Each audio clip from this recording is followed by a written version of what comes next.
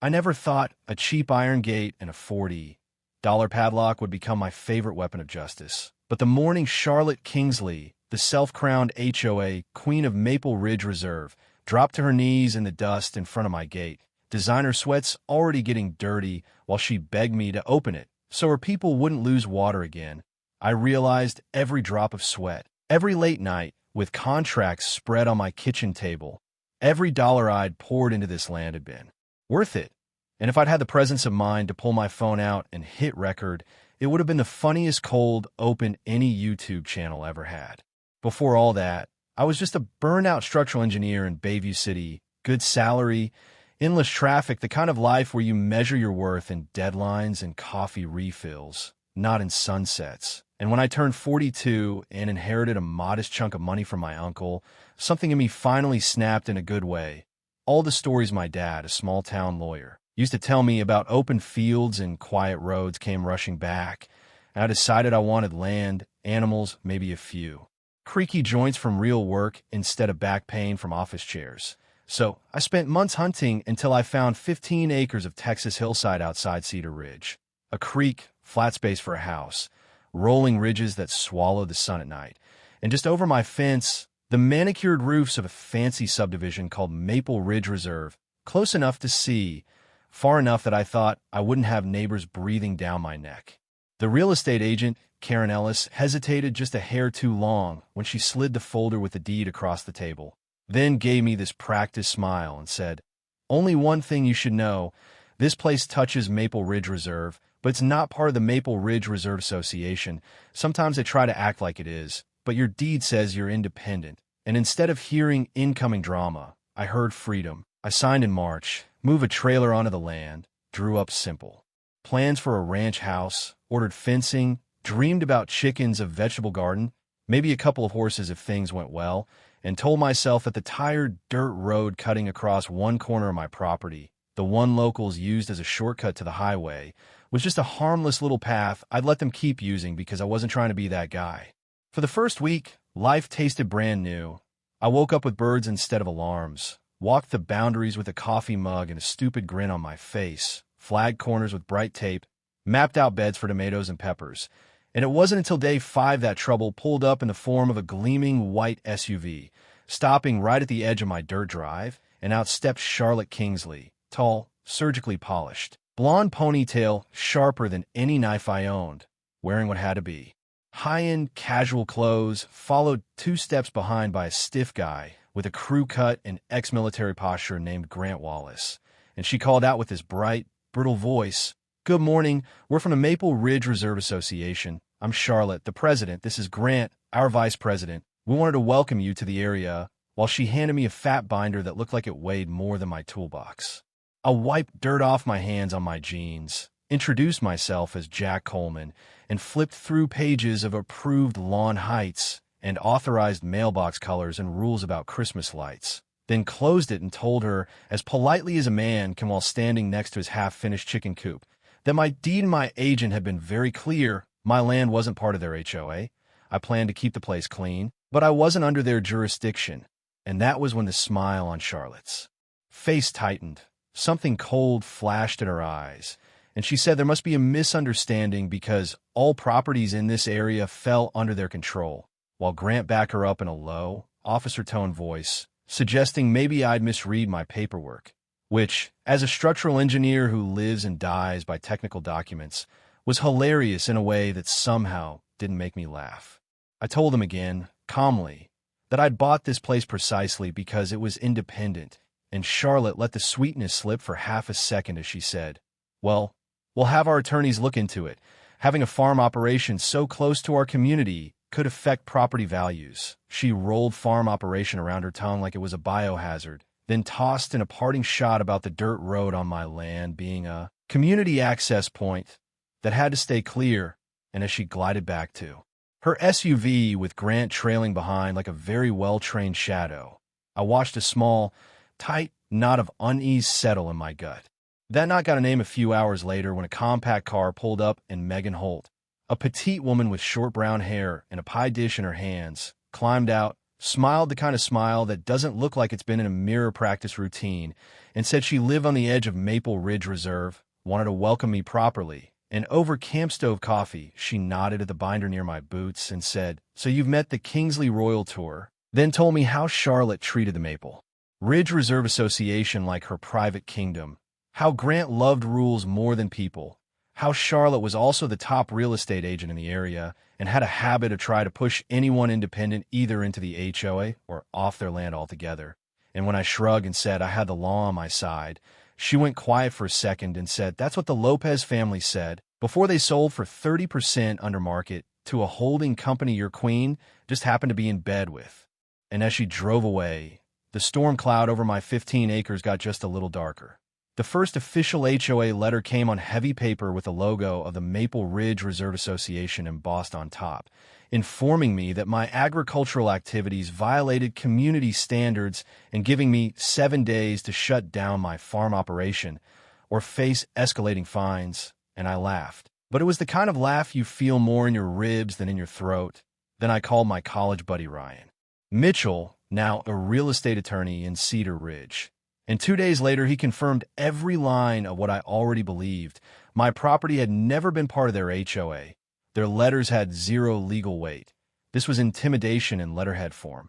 And his advice was simple: document everything, stay calm, wait for them to overplay their hand. They didn't make me wait long. A second letter threatened legal action. Charlotte and Grant showed up with measuring tapes and clipboards, talking about community right-of-way and county standards while standing on my side of the survey stakes.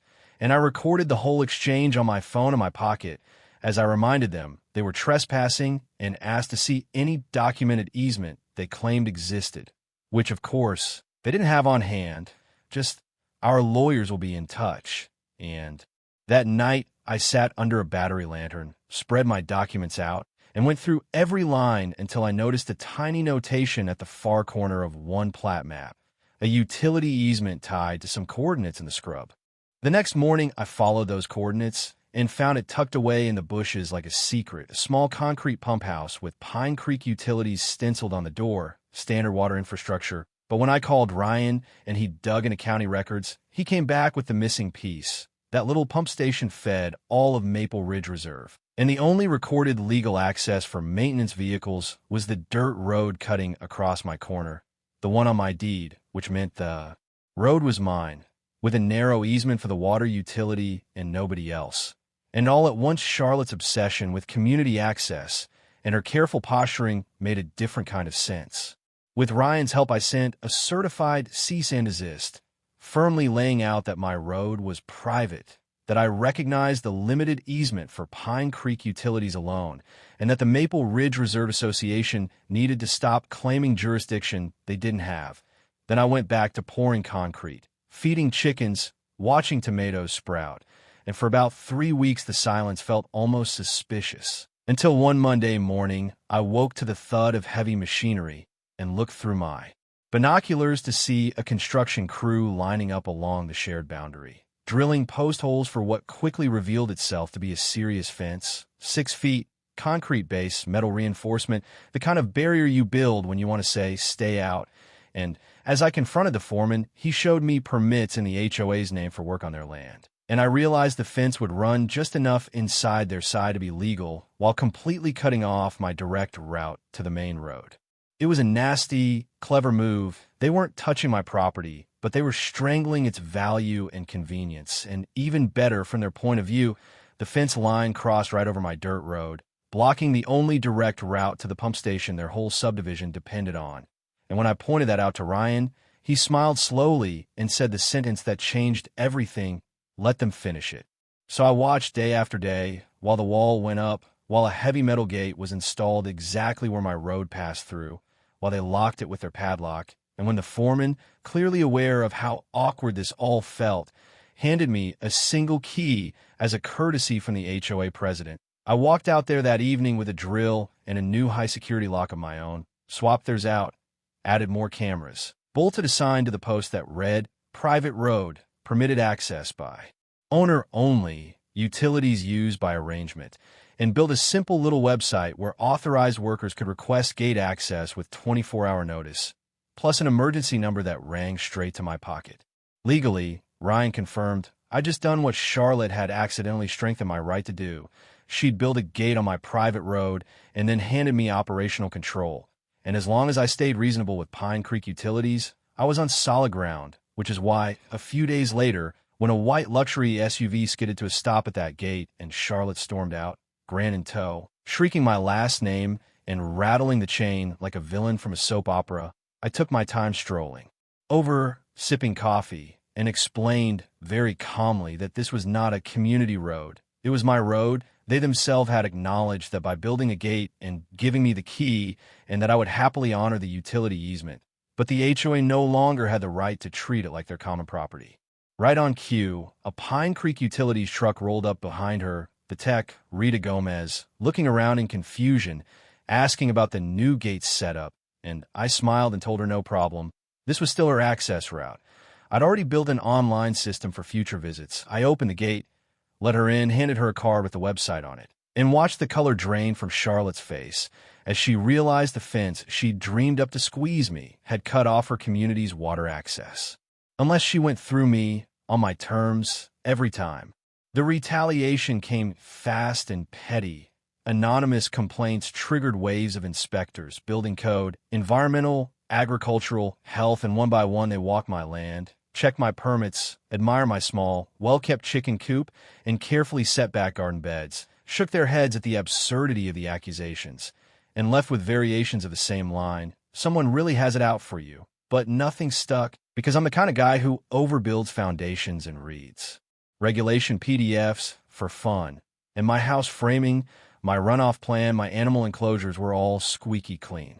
Meanwhile, Pine Creek Utilities sent notices to every home in Maple Ridge Reserve, warning of potential service disruptions due to restricted access to critical infrastructure. They never named me, but everyone in that manicured cul-de-sac world knew exactly where the new gate was, and after a minor water pressure dip over 1 weekend maintenance delay, residents started asking questions, which is how Grant ended up standing at my gate alone one afternoon, looking less like a loyal knight and more like a man who'd realized he'd joined the wrong army.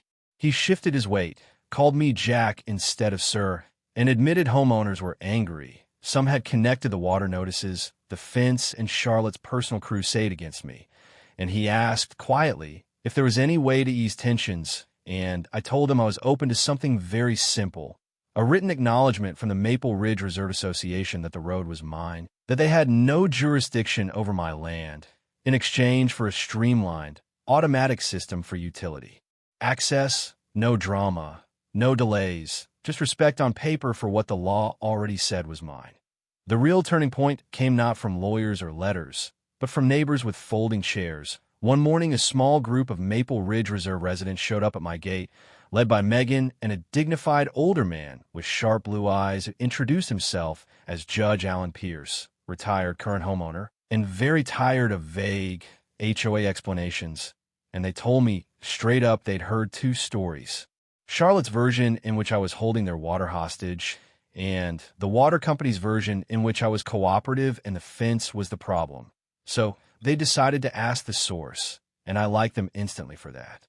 I invited them under a big oak, set out some camp chairs, laid my documents on a folding table, and walked them through everything: the deed, the easement for Pine Creek Utilities, Charlotte's early attempts to claim jurisdiction, the fence that blocked my road, and there's the website for access, the inspectors marching through my chicken yard, and by the time I finished, Judge Pierce was summarizing it out loud, making sure everyone followed. So the HOA built an expensive fence without a community vote, blocked your main access, choked off their own water road, and all you've asked for is written recognition of what every record already says, that this road is yours. And when I said yes, a woman named Patricia Long snorted and said she'd lived there 10 years, and this was exactly how Charlotte operated: unilateral decisions, secret agendas.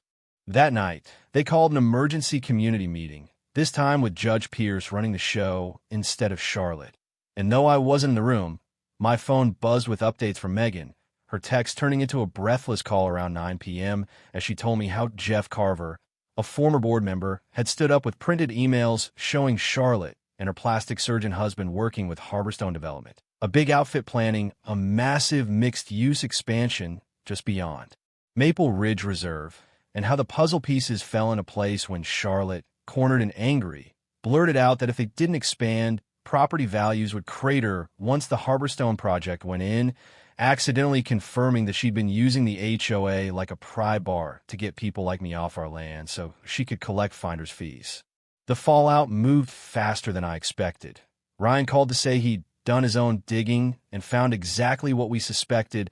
Harborstone Development had already secured most of the land they wanted, except my parcel in one elderly couple's place. Charlotte and her husband were on the hook for a tidy sum if they could deliver those final pieces, and the HOA, without realizing it, had been bankrolling her power plays through fence projects and nuisance actions.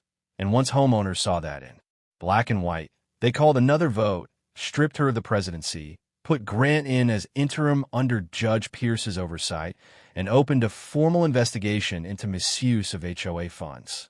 The meeting where we finally settled things felt almost anticlimactic after all that drama. Grant and Judge Pierce sat across from Ryan and me at a conference table in Cedar Ridge, looking exhausted and sincere, and they put a written acknowledgement in front of me, signed by the new board, stating clearly that the road on my land was private, that the HOA had no jurisdiction over my parcel, that the only easement in play was for Pine Creek Utilities, then offered two options. They'd remove the fence and restore my old access route at HOA expense, or we'd keep the gate system.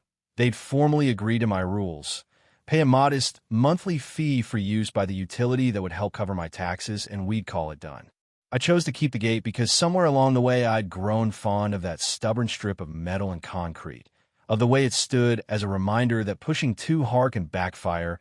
We drafted the agreement with clear language about 24/7 emergency access and routine maintenance scheduling. Everyone shook hands. And just like that, the war with the Maple Ridge Reserve Association ended not with sirens or shouting, but with signatures and a piece of paper that said, finally, what should have been respected from the start. It didn't end so cleanly for Charlotte. The new board, under Judge Pierce's guidance, pushed for restitution. Homeowners sued over misused funds. Local media picked up the story. HOA president's secret land grab exposed. Harborstone Development tried to pretend they'd had no idea she was crossing any lines, scaled back their project rather than fight a community now awake and angry. And eventually Charlotte and her husband sold their big house, packed up, and moved to Sunford, Florida, where, last I heard, she was trying to reboot her real estate career under a different name, hoping nobody there ever Googles her too hard. Back on my 15 acres, life did exactly what I'd hoped it would do. It grew. My modest 3-bedroom ranch house went from framing to finished, with wide porches that catch both sunrise and sunset. My 12 hens turned into 30. Then more. I added beehives by a wildflower meadow, stretched the garden, built a little farm stand by the gate where Maple Ridge Reserve residents, the same ones whose queen once tried to fence me out, now drive the long way around on Saturdays to buy eggs and honey and tomatoes. And somewhere in the middle of that, Megan and I went from neighbor and ally to something deeper. Her kids became my stepkids, the chickens gained more names than I can remember, and the ranch shifted from private escape to a living, breathing little ecosystem of family, food, and field trips. These days, the gate that started as a weapon looks almost ordinary, just metal and chain and a keypad. But every morning when my phone buzzes at 7 with a routine access request from Pine Creek Utilities, every time I hit open when people ask me about it now and hear the faint clank of I shot a man and the months I'm reminded that boundaries aren't always it took to dig our way back to normal. Sometimes they're just always end up asking them the same question. This is mine, and I will treat it the one that still sits with me. And I expect when the house is quiet and the wind is moving across the fields. Once it's finally mutual, where titles can turn even a conflict, community standards can be used. I didn't ask for a fight with an HOA. How far should someone have to go to out here hoping to become a cautionary tale? When that power-hungry finally comes right up to your front door, but I also didn't spend my life working with steel and concrete just to fold when someone in a blazer decided my rights were negotiable. And when people write to me now from all over telling me about their own Charlotte or their own overreaching association, I always tell them the same thing. Know your documents, stay calm, be reasonable, document everything, and look for the leverage they don't see. Because sometimes justice isn't a dramatic courtroom climax. Sometimes it's quieter, slower, funnier, like watching the same kind of person who once tried to fence you and stand on the wrong side of the gate they paid for and politely ask you to let them through. And that's what I still think about when I sip my coffee and watch the sun break over my fence line. This simple, nagging question I'll throw to you now, since you're the one listening to my story. When someone with a title and a clipboard decides your home, your land, your life are just pieces on a little chessboard, how far should you go to draw your own line in the dirt? And when that moment finally comes, are you ready to stand on your side of the gate and hold it?